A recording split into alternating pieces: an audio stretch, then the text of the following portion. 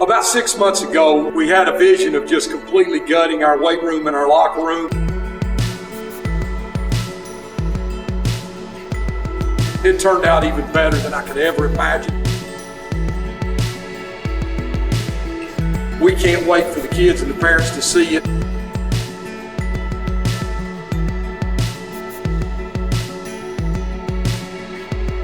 We're going to cut this ribbon and we're going to go to work. Go, Miss Wilson. Boom. Get out of here.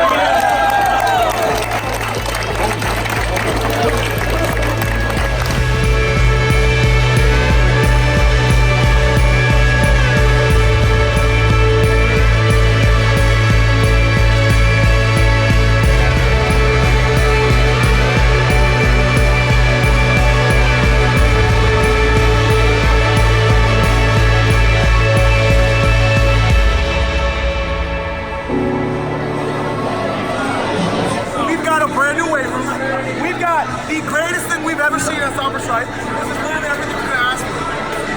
And family on three, 1, 2, 3. Family.